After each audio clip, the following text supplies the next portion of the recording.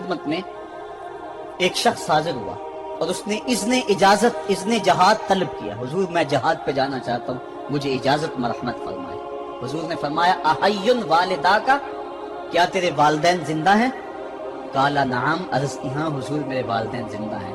قالا ففیہما فجاہد, کہا جا ان کی خدمت کر, یہی تیرا جہاد ہے.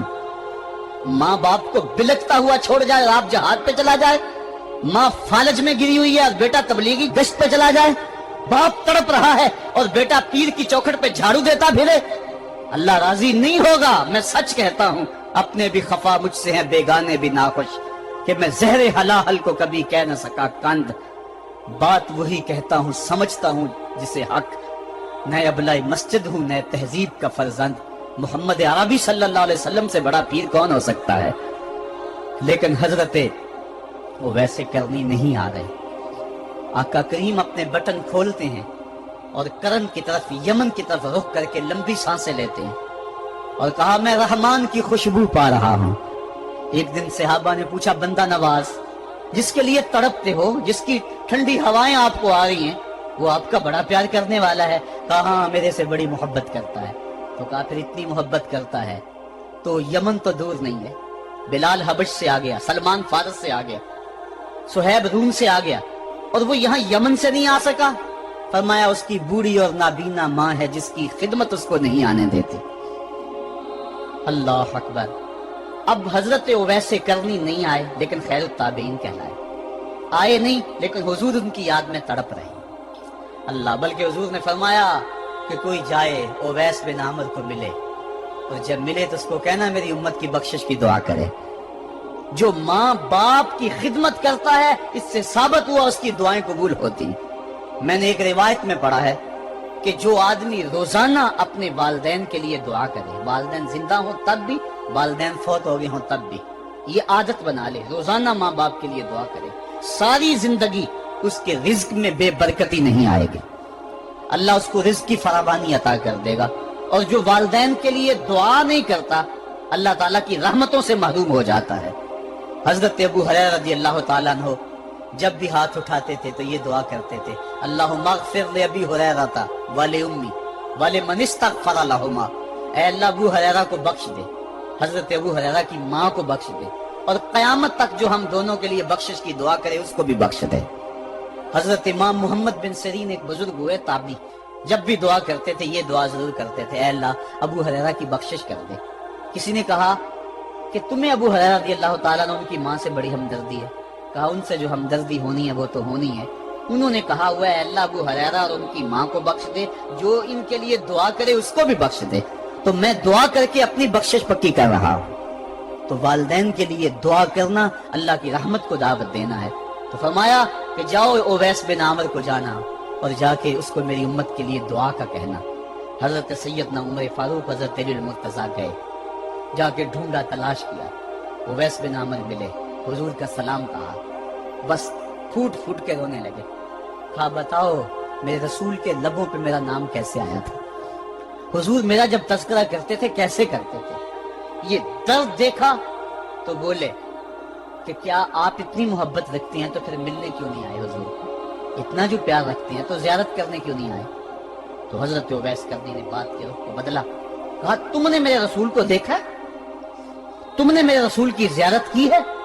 کہا ہاں ہم تو صبح و شام وہاں رہے ہیں.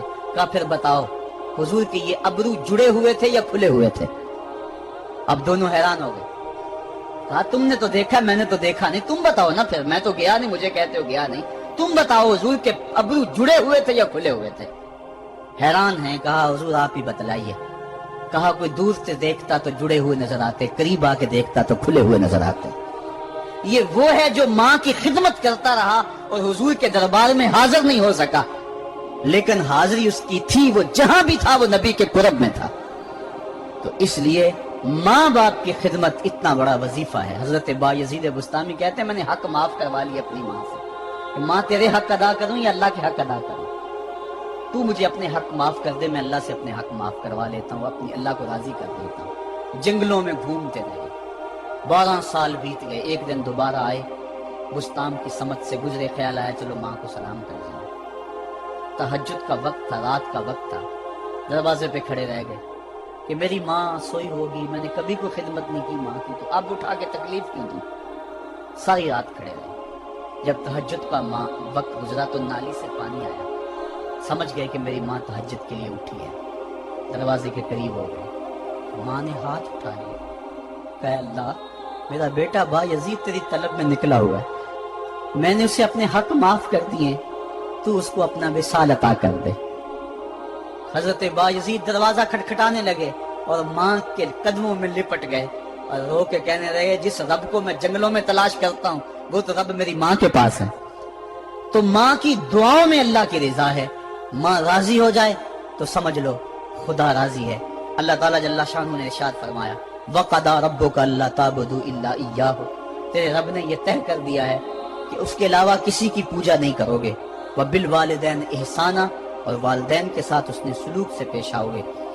इम्मा यबलुगन्ना इंदकल किबरा अहदुहुमा औ किलाहुमा फला तकुल लहुमा उफ़्फ़िन वला तनहरहुमा, अगर तेरे पास दो या दोनों में से एक बढ़ापे को पहुंच जाए तो फिर उनके सामने तूने उफ भी नहीं कहनी और ना उनको झिड़कना है और उनसे नरम लहजे में बात करनी है। जब माँ बाप जवान हो, बच्चों की जरूरियात पूरी कर रहे हैं, उनके तालीमी अखराजात और उनके मुआशी सारे मामलात दुरुस्त कर रहे हो, तो उस वक्त तो वालिदैन की बच्चे ताजीम करते ही। इम्तिहान उस वक्त शुरू होता है जब माँ बाप बूढ़े हो जाते हैं और चलने फिरने की सख्त भी नहीं रहती, सिर्फ सांस की एक डोरी लटकी रहती है। और जिस तरह बच्चा अपने बदन से मक्खी भी नहीं उड़ा सकता था, अब ये हालत माँ बाप पर आ गई और बच्चे की तरह मिजाज चिड़चिड़ा हो गया। जमाने के हालात बदल गए, लेकिन माँ की पुरानी, बाप की वो पुरानी रवश है। वो उसी अंदाज में उसी डगर में बात करता है। ये आजमाइश के दिन है, ये इम्तिहान के दिन है। अब देखना है वालिदैन की इस वक्त ताज़ीम कौन करता है। फरमाया, इम्मा यबलुगन्ना इंदकल किबरा, अगर तेरे पास वो बढ़ापे को पहुंच जाए, दोनों पहुंच जाएं, या तेरी खुशकिस्मती कि दोनों में से एक पहुंच जाए या दोनों पहुंच जाएं, तो फिर उनकी तूने ताजीम करनी है। क्या, कैसे ताजीम करनी है? फला तकुल लहुमा उफ़्फ़िन, तूने उनको उफ भी नहीं कहना। हजरत इमाम फखरुद्दीन राजी के हवाले से मैं आज ही सुबह या गुज़श्ता शब उफ की तशरीहात देख रहा था। उन्होंने 12-13 अक़वाल बयान किए हैं, लेकिन 2 कौल फरमाते हैं। उफ ये है कि इंसान के बदन के ऊपर जो शफाफ रहता हो, साफ रहता हो, मट्टी पड़ जाए, रेत का ज़र्रा पड़ जाए तो उसको फूंक मार के उसको हटाता है, तो वो फूंक से जो आवाज पैदा होती है उसको अरबी में उफ कहते हैं। तो फिर उफ हर उस चीज के लिए मनकूल हो गया जो नापसंदीदा है। एक तो कौल ये है कि वालिदैन के सामने इस एहतियात से रहो। दूसरी बात, आप फरमाते हैं उफ का मफहूम ये है कि जब माँ बाप बूढ़े हो जाएं तो बोलो बरास चारपाई पे निकल जाता है और इंसान उनको उठा के उनकी खिदमत करता है, सफाई करता है, कपड़े बदलता है। इंसान की तबीयत में जो फितरी नफासत है उसके तहत उसको माँ बाप से जो मकरूह और नापसंदीदा बू आती है उससे वो बचना चाहता है। वो नफरत माँ बाप से नहीं होती, वो नफरत उस बदबू से होती है जो माँ बाप के बदन से या चारपाई से या कपड़ों से उठ रही है। तो बंदा अपने जो है वो नाक पे कपड़ा रख लेता है उस बदबू से बचने के लिए।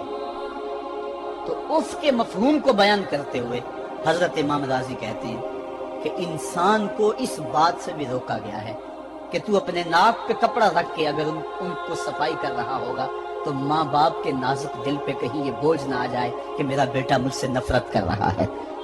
इसलिए वालिदैन की ताजीम का आलम यह है कि तू खुले नाक से उनकी खिदमत करे और वो बदबू सहता रहे और अपने नाक के ऊपर कपड़ा भी न रखे कि तेरे माँ और तेरे बाप के दिल के अंदर इतना खलाल और मलाल भी पैदा ना हो। ये है उफ का जुमरा। हजरत इमाम हसन रदी अल्लाह ताला अन्हु ने सारी जिंदगी अपनी वालिदा हजरत फातिमा तो ज़हरा के साथ बैठ के खाना नहीं खाया था। एक दिन हजरत सैयदा फातिमा ने फरमाया कि बेटा मेरा जी चाहता है कि मेरे साथ तुम बैठ के खाना खाओ, लेकिन तुमने कभी भी मेरे साथ बैठ के खाना नहीं खाया, क्या वजह है इसकी? हजरत इमाम हसन फरमाने लगे, अर्ज करने लगे, अम्मी मैं इस डर से आपके पास बैठ के खाना नहीं खाता कि कहीं किसी लुकमे की तरफ आपकी नजर बढ़ जाए और मैं अदमे आगही की वजह से अपने हाथ को उस लुकमे के पे डाल लूं اور نہ جان سکوں کہ اس لقمے کو اٹھانے کا ارادہ میری ماں کے دل میں پیدا ہو چکا ہے اور میں اللہ کی رحمتوں سے محروم ہو جاؤں، اس ڈر سے میں آپ کے ساتھ بیٹھ کے کھانا نہیں کھایا کرتا۔ یعنی ماں باپ کی تعظیم کا عالم یہ ہے، اف تک نہ کہو۔ حضرت سعید بن المسیب رضی اللہ تعالی عنہ جلیل القدر تابعی ہیں، وہ فرماتے ہیں کہ والدین کے سامنے بیٹے کی حالت کیا ہونی چاہیے۔ فرماتے ہیں جس طرح بھاگا ہوا غلام پکڑا جائے اور اس کو پکڑ کے جو ہے وہ آقا کے سامنے پیش کر دیا جائے، تو اس بھاگے ہوئے غلام کو پکڑ کے جب آقا کے سامنے پیش کر دیا جائے تو جو حالت اس غلام کی ہوتی ہے، بیٹے کی حالت یہ ماں باپ کے سامنے ہونی چاہیے۔ اب ان بیٹوں کو سوچنا چاہیے جو اپنے ماں باپ کو دقیانوسی کا تانا دیتے ہیں اور سمجھتے ہیں یہ اولڈ فیشن ہے، انہیں کیا پتا زمانہ کہاں چلا گیا ہے، اور ان کے فیصلوں کو مسترد کرتے ہیں۔ علماء نے اس بات کو تفصیل کے ساتھ بیان کیا ہے کہ شریعت کے جو قطعی ضابطے ہیں، ان ضابطوں اور ان قوانین کو اور ان معاملات میں تو والدین کی فرما برداری نہیں ہوگی، اللہ کی غیر معصیت ہوتی ہو، لیکن جو معاملے شک والے ہیں وہاں ماں باپ کے قول کو ترجیح دی جائے۔ تو فرمایا ان کے سامنے اف بھی نہیں کہنی، وَقُلْ لَهُمَا قَوْلًا كَرِيمًا، اور ان سے نرم لہجے میں بات کرنی ہے۔ وَاخْفِضْ لَهُمَا جَنَاحَ الذُّلِّ مِنَ الرَّحْمَةِ، اور ان سے بات اور ان کے لیے اپنے بازو بچھا لینے ہیں نرم دلی کی وجہ سے، نرمی کی وجہ سے۔ جب جانور زمین کی طرف رخ کرتا ہے، اوپر سے نیچے کی طرف آتا ہے تو اپنے پروں کو سکیڑ لیتا ہے، تو اس کے لیے یہ لفظ بولے جاتے ہیں وَاخْفِضْ لَهُمَا جَنَاحَ۔ تو اللہ تعالیٰ فرمایا جس طرح وہ جانور عزت سے اپنے بازو سکیڑ لیتا ہے اور پھیلاتا نہیں ہے، والدین کے سامنے تیری اکڑ، تیرا عہدہ، تیرا منصب، تیری شانیں، تو بڑا اونچا ہے، لوگ تجھے سلوٹ کرتے ہیں، تیرے ہاتھ چومتے ہیں، تجھے سلام کرتے ہیں، اونچی کرسیوں پہ تو بیٹھتا ہے، لیکن وہ سب وہاں چھوڑ دے اور ماں کے قدموں میں عاجز بن کے بیٹھ جا، باپ کے قدموں میں عاجز بن کے بیٹھ جا، وہاں اپنی اس کسی چیز کا لحاظ رکھ۔ پرندہ اوپر کوڑے تو پر کھولے، لیکن جب نیچے آئے تو پروں کو سمیٹ لے، تیرا عہدہ، تیرا منصب باہر رہے، جب ماں باپ کے پاس آئے اس وقت تو مؤدب غلام کی صورت میں اپنے والدین کے سامنے کھڑا۔